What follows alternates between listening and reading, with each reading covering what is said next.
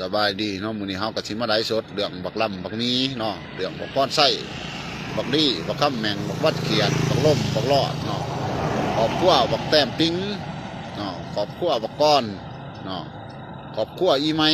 ดักสองเนาะเป็นนายบ้านเนาะอีไม้นายบ้านดักสองเด็กกับบักแก้ว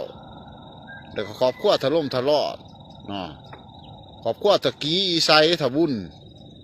หัวหลานรัก10เต่าทานเนาะแต่กระถานในบ้านรัก14เนาะวันนี้เป็นมือวันที่15เนาะเดือน12ปี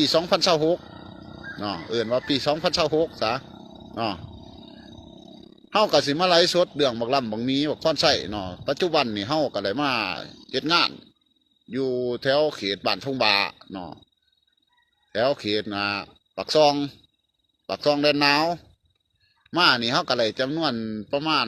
3-4 วันก็เลยพิษได้เทียงกันกับ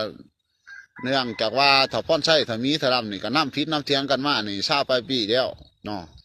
อันที่ไปที่มานี่ก็เข้ากับหูแล้วเนื่อนไขเนาะถ้าพ่อนไส้แล้วถ้ามีถ้าดำแล้วถ้ากี้อีไซเนาะถ้าบุญถ้าล่มถ้ารอดเปลี่ยนชื่อนามสกุลเนาะเปลี่ยนชื่อนามสกุลแล้วก็มีนายบ้านนี่สมหูความคิดหรือไอ้ความช่วยเหลือคนผู้กระทำความผิดว่าจะซะเพราะฉะนั้นเขาก็สิแจ้งการถ้าผู้ใดผู้เป็นปัจจุบันนี่ก็คือถ้ามีถ้าดำนี่ก็ประกบตามเฮานี่แหละประกบตามเฮามานี่จำนวน3-4 วันแล้วเมื่อคืนนี่ก็วุ่นวายกันนักแดนเขาส้นกลางเฮือนเขาแลนชื่อเฮือนหลังเฮือนในบ้านทงบ่าแต่ว่าเฮาว่าท่านได้แจ้งในบ้านทงบ่าไว้อันนี้เฮาแจ้งการไว้ก่อนประเด็นก็คือบักมีบักล่ำเนี่ยมันก็เว้าแบบบ่เก่งกลัวกฎหมายเพราะว่าผู้ใหญ่ให้อำนาจมันเต็มที่ก็คือเจ้าแข้งเจ้าเมือง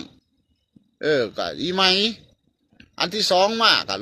ผู้อยู่เบื้องหลังของเจ้าแข้งหันก็เป็นว่าผู้ใหญ่หันแหละ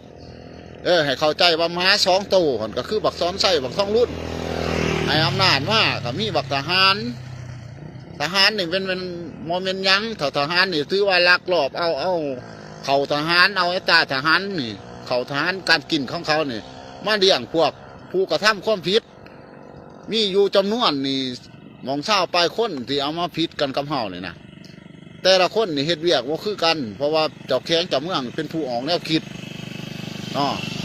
เพราะฉะนั้นนี่ไปสิเสือหรือบ่เสือก็ให้พิจารณาเบิ่ง